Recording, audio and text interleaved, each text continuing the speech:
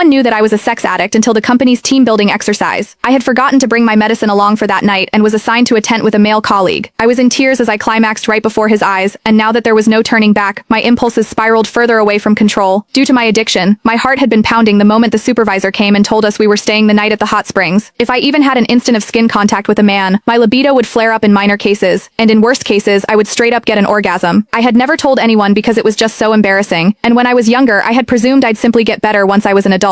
That was until I realized the symptoms were getting even more out of control, and there was that one time I almost moaned out loud in public. Fighting back the embarrassment that almost killed me, I went to the doctor and got some medicine. However, I had forgotten to bring my medicine, as this team-building exercise was organized out of the blue, and very far from my home, even as I fought against the fear eating me inside, warning myself to restrain myself and stay well behind. Our supervisor suddenly announced, "Sorry guys, all the rooms have been booked, but we have tents. There aren't many, so we're just going to have to make do. Ruth, you're going to Dean's tent." And that was how we got to the situation right now. Me, a sex addict with no meds within reach, following the burly man into the tent. I did my best to keep to a corner in the tent, biting my lip and closing my eyes while telling myself to fall asleep as soon as I could before the last dosage lost effect. But that was when Dean came to me. "What's wrong?" he asked. I could feel his body warmth from my back, and my skin was already crawling. "Nothing. I'm fine. Please, just stay away from me." But even as the stimulation extended from my skin to the rest of my body, I knew the pain was coming. I checked my phone and only saw that it was midnight, 6 hours since I had last taken my pills. It was losing effect soon. Soon my whole body was shuddering, while there was a warm stream gushing out between my legs. I kept my head buried between my legs and did my best not to look at Dean. People would mock me for being a skank if they noticed my condition, and I couldn't bear to stay in the company at that point. Meanwhile, Miles Hendricks, the other colleague in the tent, was already snoring out loud. I kept clenching my knuckles, my own nails digging into my palm. The pain calmed me somewhat, and I told Dean, "Sorry, I'm not distancing myself. I'm just not feeling well." Never could I have expected Dean to move toward me without another word, reaching out with his large warm palm and pressing it over my forehead. Even as he held his palm steady, I found myself staring at his chest and nothing else. I could also see that distinct collarbone and chiseled chest under his shirt. I seemed to tighten at the very next second, and orgasmed amid my embarrassment, and the ensuing moan could barely be stifled. Worst of all, I was trembling even worse after I orgasmed, and Dean could clearly feel me shaking. "That's strange. Why are you so flushed? You don't even have a fever," he murmured, not giving up feeling my forehead and cheeks just then. I trembled even more and turned my face away, but it was the back of the tent right behind me. Having nowhere else to go, I clenched my jaw so I wouldn't moan again, even as I decided I couldn't stay in this sealed room when all I could smell was Dean. He wasn't a smoker, so his faint soapy and hormonal scent was especially recognizable. I could feel all the pores around my opening, as the orgasm left me painfully sensitive to everything. In the heat of the moment, I pushed Dean away and sent him stumbling backward, while I scrambled to crawl out of my tent, not caring that my skirt was short, exposing my wet panties right in front of his eyes. He promptly turned away to stop himself from staring, but he was no brat either. Seemingly struck with a thought, he followed me, even as I lost control over my body. The fire in my loins was ablaze, and I had never felt